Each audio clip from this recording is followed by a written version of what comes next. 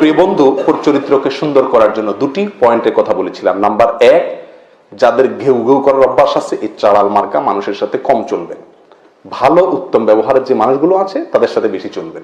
Divert করে আপনার ভিতরে ইনশাআল্লাহ ভালো গুণটা আসবে। আর নবী আলাইহিস সালাম যে দোয়া শিখাইছেন সে দোয়াটা আমরা বেশি করবো ইনশাআল্লাহ।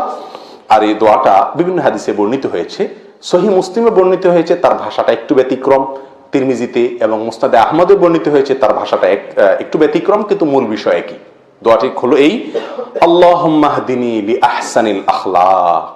আল্লাহ আমাকে সবচেয়ে সুন্দর আখলাকের পথ দেখায় দেন। আল্লাহ সবচেয়ে সুন্দর আখলাকের পথ দেখায় দেন। ফাইন্নাহু লা ইয়াহদি লিআহসানিহা ইল্লা আনত।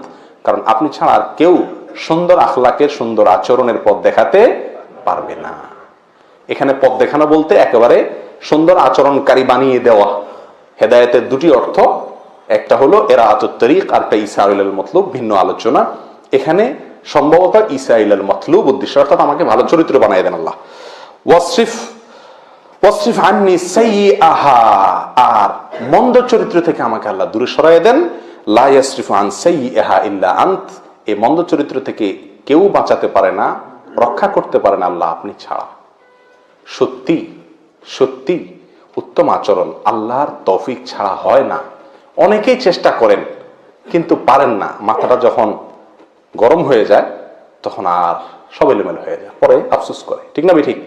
এই জন্য আল্লাহর কাছে এই দোয়ার মাধ্যমে আমরা চেয়ে নিতে পারি, আল্লাহুম্মা হদিনি লিআহসানিল আখলাক ফাইন্নাহু লা ইয়াহদি লিআহসানিহা ইল্লা আনত ওয়াসরিফ আন্নি সাইয়্যাহা লা ইয়াসরিফু আন সাইয়্যাহা ইল্লা আনত।